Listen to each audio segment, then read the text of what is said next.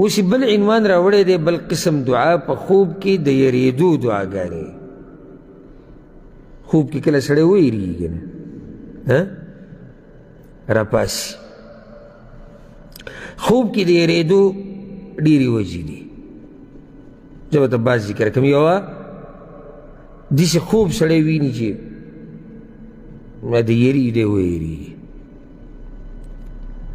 کله څوک داسې چغه ووایي یا داسې ګړز ګړز وشي نو سړی څه شي ویریږي.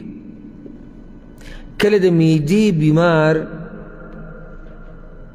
هغه یریږي د خوب کې. دا اکثر د دې کومو ملګرو ته چې دا بیماري دا یا چا تېره کړې ده هغوی ته پته ده چې چا د معدې سیسټم برابر نه وي نو د باندې خوب کې اکثر یره هغه راځي. او کله سبحان الله یعنی دا خبره یاده کې کله داسې کېږي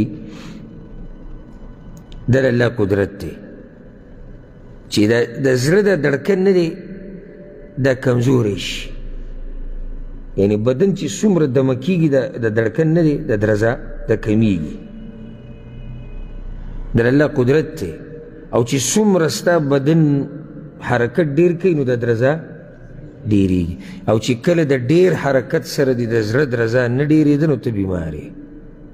او چې کله د سکون او د آرام سره د زړه درزه نه کمېده نو هم ته بیمار یې.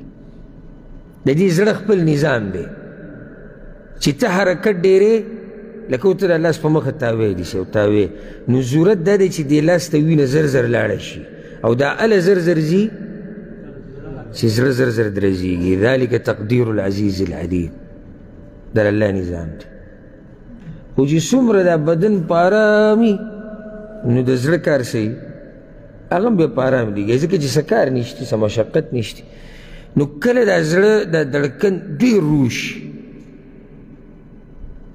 او نږدې چې ودرېږي نو په دې یو سړي باندې قدرتي او جټکه او یره غونته کې راشي دی راپاسي. چې راپاسي هغه زړه یې سم درزېږي چې واپس هغه خپل سیسټم له راشي. دا د الله قدرت دی. ګوره خوا کې که تا سره انډیوال دی که ښځه ده که بچی دی که هر څوک دی ګوره تا نه دی خبر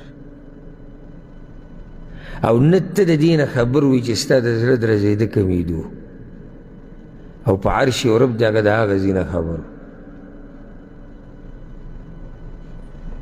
دومره قادر ذات دی او داسې زورور ذات نو بیا یې دله دا نظام جوړ کړي چې ته راپاسې دي چې یکدم سړی راپاسي سړی په خپله حیران شي چې ګوره څه چلو شو او دا زړه سم درزېږي. دا د بعضو ډاکټرانو دا تحقیق ما لیدلی و. نو دا د الله قدرتونه دي. خوب کې کله سړی دی د لاسه راپاسي او کله داسې چغه چغاره واوري یا ویرېږي یعنې په څه طریقه خوب کې سړی راپاسي. د هغې د دغه وخت کې به څه وی اولنۍ دعا.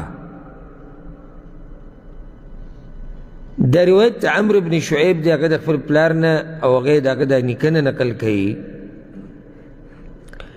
ان رسول الله صلی الله علیه وسلم قال رسول صلی الله علیه وسلم دا خبره کړې ده. روایت امام ترمذي راوړی اذا فزع احدکم فی النوم کله چې یو تن ستاسو نه په خوب کې ویریږي فلیقل نو هغه دې ووایي اعوذ بکلمات الله التامات پناه غواړم په کلمو د الله چې پوره دي په خبرو د الله.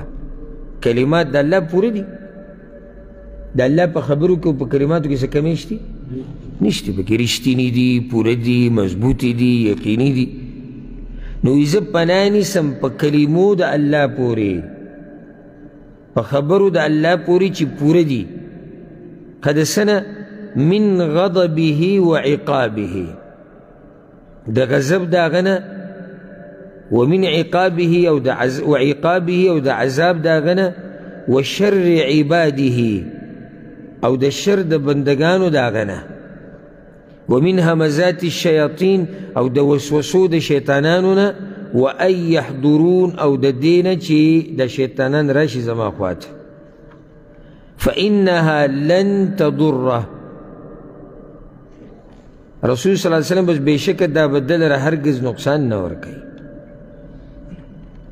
بس کته ویری دی ور پاسې دی کنه دا ذکر دی وي نو هیڅ شی تعالی نقصان نه درکوي. اعوذ بکلمات الله التامات من غضبه وعقابه.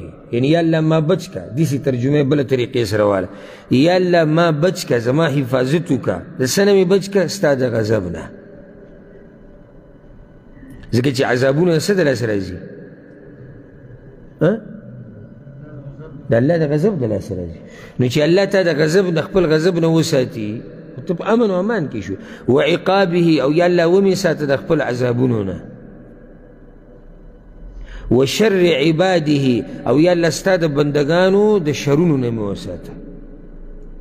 او یا الله د شیطان د وسوسو نه مې وساته. ومن همزات الشیطان وان یحضرون او یا الله د دې نه مې وساته چې شیطانان زما خواله راشي او ما ګمراه کړي او ما ګډوډ کړي.